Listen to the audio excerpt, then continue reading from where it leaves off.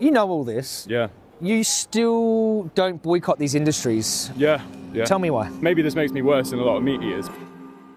I'll be going down into the gas. We're going to get caught.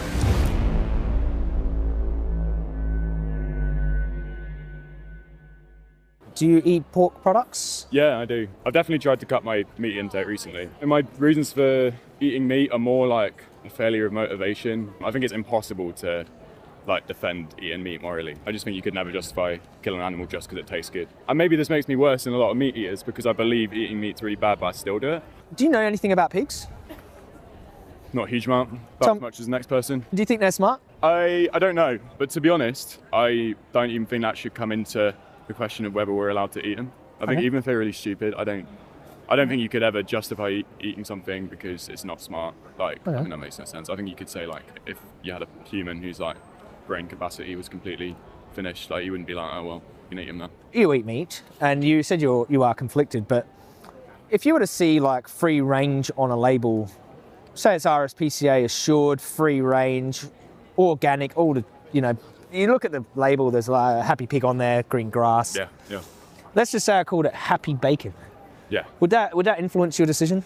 No. And even if you were to convincingly tell me that the pig had, instead of being stuck in a really confined space, had wandered around a big field its whole life and been relatively happy, I think that only makes a marginal difference in whether it's okay to eat it. I think you're still making that choice for the pig.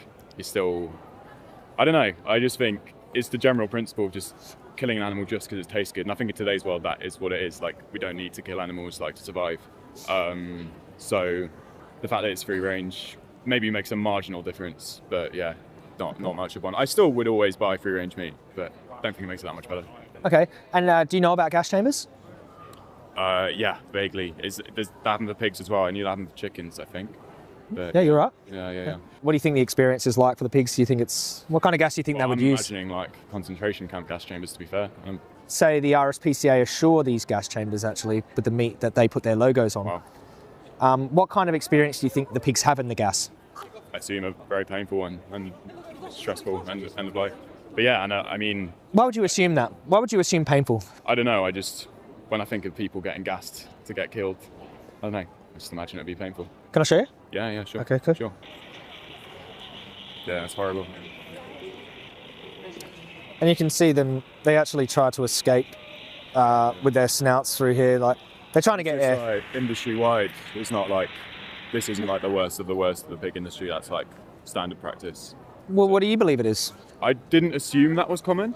I don't imagine that the ways that pigs are killed are particularly humane. I think, killing and humane is hard to put in the same sentence, isn't it? But I'd assume that wasn't common. But I imagine you might tell me it is. Yeah, so it's nearly 90% of pigs in the UK are gassed. Wow. You said that you don't believe in humane slaughter. No. And why don't you believe in humane slaughter? I just think killing is inhumane. I think there'd have to be I think it's the justification is on explaining why slaughter can be humane instead of explaining why it's not, if that makes sense. Slaughter is a sort of inherently inhumane thing. If it was going to be humane, there'd have to be a reason why. And I don't think any of the reasons why people say slaughter is humane are at all convincing. Yeah, I mean, euthanizing your cat or dog if they're suffering and there's nothing else you can do is a humane thing to do. True. And that's a reason that I'd find acceptable. But the reasons for, slaughtering pigs are, even if it was a reason of, we have to eat, you're in a situation starving on a desert island or something, you had to eat a pig. I'd say fair enough, maybe that's the reason. It's still I guess, morally dubious, but I'd accept that. But I think in today's society, especially in first world countries, especially now there's a big range of meat alternatives and stuff, I don't think you could come up with a justifying reason for humane slaughter that would be convincing. I don't know. So, you know all this. Yeah. You still don't boycott these industries. Yeah. Tell me why. Yeah, and I think that's a huge moral failure on my part, to be honest. And there's just a motivation gap. It's something really appalling. I can see that video of the pigs, and to be fair, that hopefully was a step in the right direction. I think an important thing for limiting motivation is making it less impersonal, because I think a big thing is you eat a burger and you don't even think about the fact that it's an animal.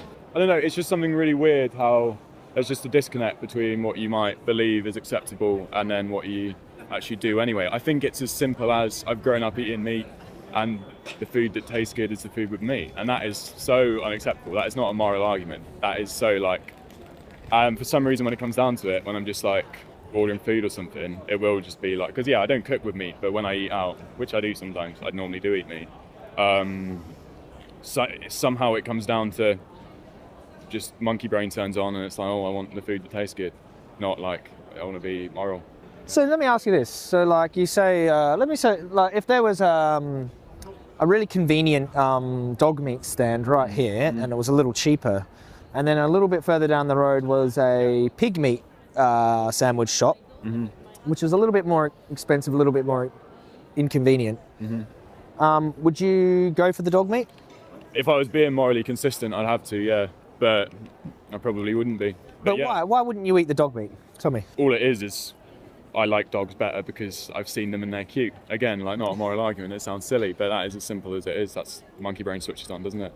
So let me just say to you like this, like you said your motivation is off, like you know that those two stalls, the dog stall and the pig stall, cause killing and probably suffering to those animals before they're killed and decapitated and chopped up into pieces and that. Yeah. But a little bit further up, it's a little more inconvenient, but it's a vegan stand, and it's got the vegan burgers, it's got the vegan bacon sandwich, all these kinds of products that are like mimicked by the plant, so you're not losing on taste. Maybe there's a little bit of a transition period.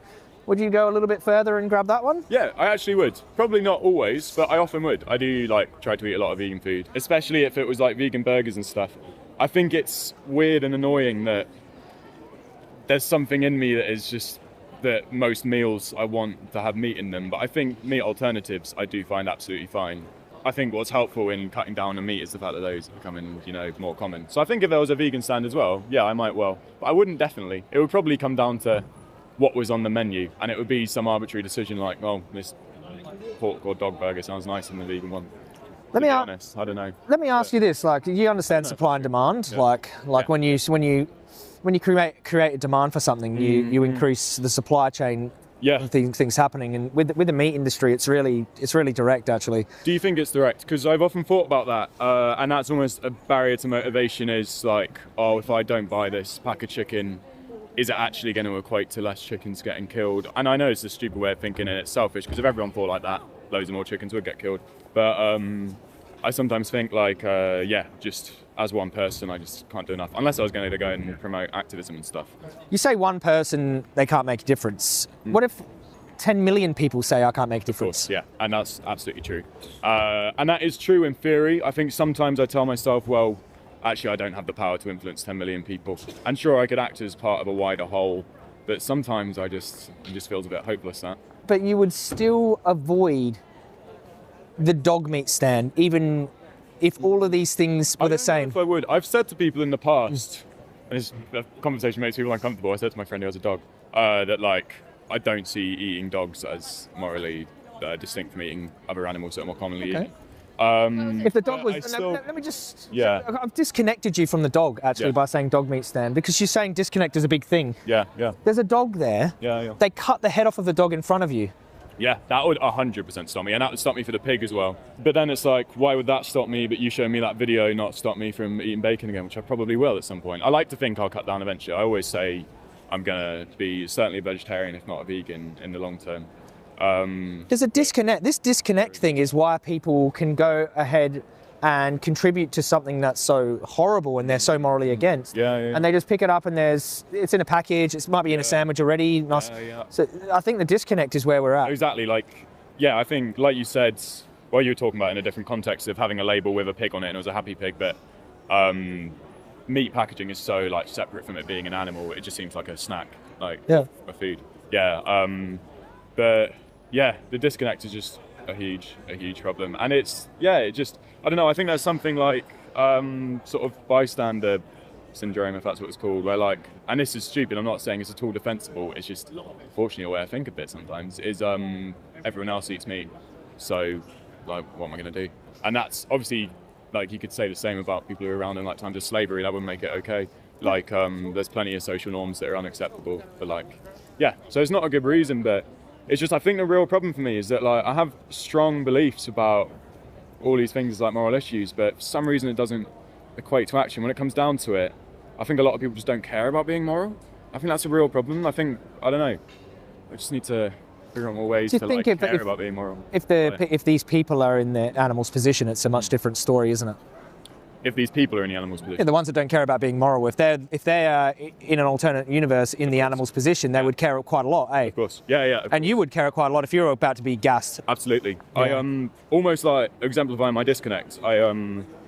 I did a philosophy degree a few years ago, and I once wrote an essay passionately defending like ethical vegetarianism. And I basically just talked about this analogy where like, because it was all about the rationality argument, and I just said, imagine like because animals are only less rational than us. Maybe they're not, according to you, but it seemed like a lot of studies said they were. But I basically said if there was a race that was more rational than us, we wouldn't be like, oh, fair enough to eat us then. Does that make sense? Yeah. So basically, what you're saying, you're basically saying if there was an alien race, that came down to Earth, and they were on another level of intelligence to us. Tiny compared to them. I don't think that would make us allowed to eat them. Them allowed to eat us. Yeah, like let's just say you bridge that gap the same distance from us to pigs or chickens to these alien race and us. Yeah. And they use the same justifications to raise and kill us for food. And that wouldn't be... I think that message could actually weirdly get to people, because then you think, as a human, you know that you have feelings and stuff. It might alert you to the fact that, just because pigs are at least perceived as less feeling than us doesn't mean they're not feeling at all, and doesn't mean that means their feelings are any at all insignificant. Well, I just want to empower you. I want to say that you do have actually power in what you do in your life. It does ripple out. You can make a difference. Yeah. Like if I had your attitude, I wouldn't have made a difference in thousands of people's lives. Like even you speaking to people and leading by example makes a difference in this moral universe. So I don't want you to feel helpless and all these things, and the worst thing is knowing something and not taking any action, because I want you to just take that step and do something, because it will be very empowering for you, and you won't have that feeling of cognitive dissonance, and that uncomfortable feeling is I could do more, I know it's wrong, and then when you align your actions with your morals, you feel a lot more empowered by that. Yeah, it's true, and I would really like to. I always think, hopefully, I don't know, I'm still quite young and quite disorganized. I'm very bad at cooking consistently and stuff. And I always think eating, especially vegan, you kind of have to have your life together a bit, you know what I mean? You have to know how to cook for sure. And it is kind of I've gotten into Huel recently. Yeah, I know because it's actually just a really good way of, the grabbing a meal. Veganism is a big bonus. And I think, I don't know, just living and cooking easily tends to be living and cooking with meat. Once you get started, man, you can tackle these convenience factors. You can do it quickly. You can find food on the go. You can use apps like Happy Cow. You can find. Is Happy Cow vegan? It's an app that shows you where there's vegan options around. Okay. And once you know these things, it's actually second nature. So I do it without thinking now. It's not an inconvenience to us at all to eat like this. And I really think all the things I've just said are I fully accept that they're not justified. No, I know. I've never got that vibe that you're trying to justify anything. Yeah. You're very honest about these things. Yeah. But this indifference, this disconnect and indifference, and this is why atrocities can happen. Agreed. Yeah. Because people stand by, they do nothing, they allow it to happen. Yeah. And all atrocities are like this when you have, the masses just turning a blind eye and allowing it to, and the world will never change like that. And I just think if we were, as soon as we're on the receiving end of being victimized, we understand what it's like. But from the oppressor or from the disconnected person just walking through life's point of view, it doesn't matter to them, so why get involved, Mm-hmm. But I've never been like that myself. Nice. And all the right things, but I just take some action and align yourself, and I think... I was interested to ask, have you ever experienced that lack of motivation, that disconnect? Originally, when you first got into... Well, dude, I was actually a gang member. I was on drugs. I was doing nothing to help anyone. I was actually harming people, and I didn't care too much about animals. I did if I seen some overt cruelty, I would jump in. But